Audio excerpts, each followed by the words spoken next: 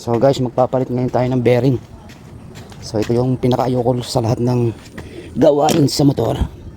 So ito yung matagal na hinahanap ko. Pero okay pa siya, wala pa siyang kalugo.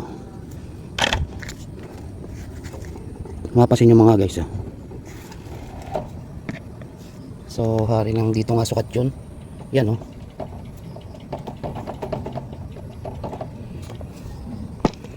Lalawang na. Yan oh mga idol. So gamit natin martilyo, pantanggal natin ang bearing, impact number 17 nga ba? Tama, bago pangontra 14 sa uli, ay sa kabila, counterclockwise, yun. Basta guys, kinalawang na, kaya yan hirap tanggalin.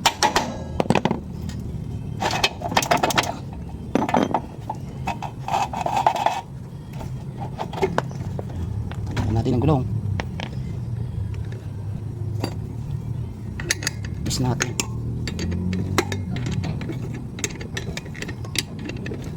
ilinisin natin to mga idol. Iba kasi yung ano, yung ikaw yung magtatanggal kung marunong ka nito, kasi mas matatarbaho mo ng maayos. Kinabit na ng kalawang. Gamit ako ng mga idol ng impact. Hanapin lang natin yung ating 14.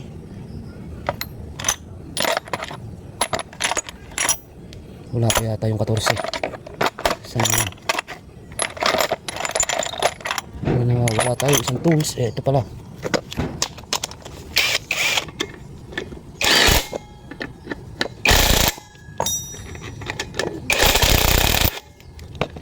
Ang lawang na mga idol. Ayaw pa rin. So lalangisa natin. Nilangisa. Yun.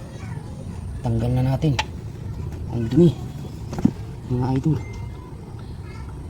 Nako.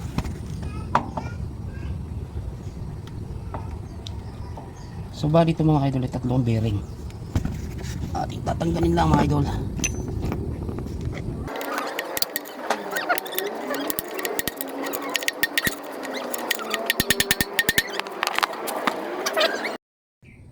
So okay, ito mga idol, natanggalan natin. So ito na yung pinalit natin. Isa.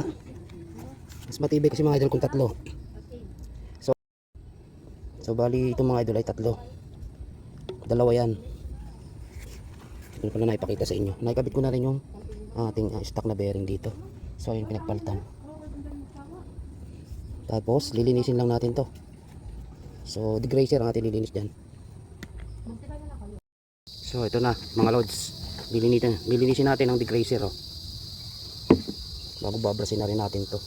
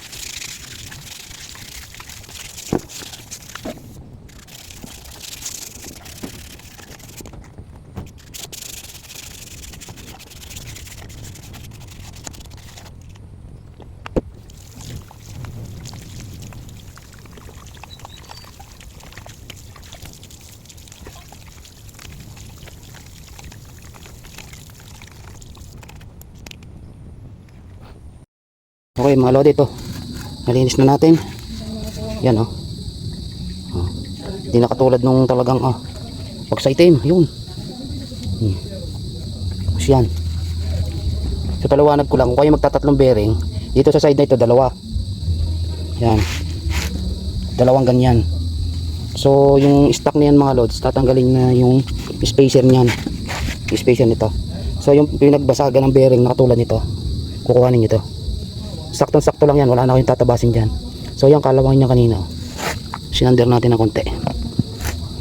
So ito mamaya natin sasandirin pag nakikabit na natin dito. So yun. So na malinis natin, lagyan natin ng konti lang ito. Yan. Ito mga lods. Yan. Kita ba? Ito. Yan ang lalagyan nyo. Huwag yung brake pad. Dudulas yan.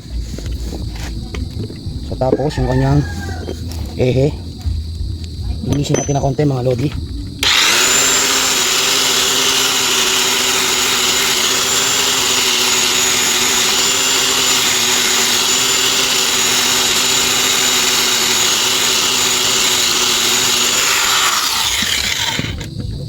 Tapos langis. Huwag nyo lalagyan ng grasa yan. Titigas yan pag grasa nilagay ninyo. So yun, kakabit na natin. So bali pagka kayo nagtatlo bearing mga idol dito sa Rusi, 175, 125, 150. So katulad sinabi ko, yung pinagbasagan ng bearing yung nasa gitna, kukuhanin nyo yun bago lagay nyo dito. Saktong sakto lang yan. So yan, kabit na natin. So ngayon may gagawin pa tayo dyan, kaya hindi ko pa hinigpitan. Kalawangin natin, medyo hasain natin ng konti mga lods. So pag gagamit kayo nito, kailangan may salamin.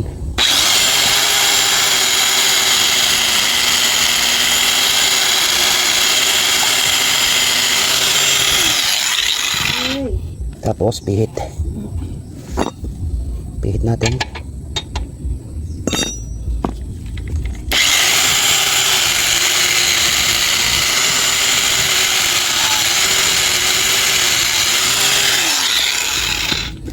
Pihit uli.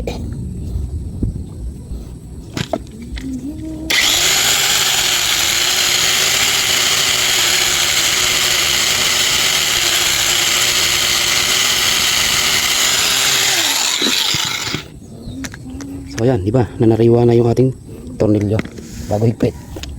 Impact gamit natin. 19 start range clockwise. Kontrahan natin ng 14. Natin preno.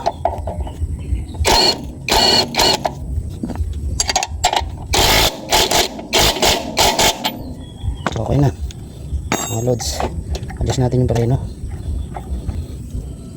Ayaw na niya mapihit.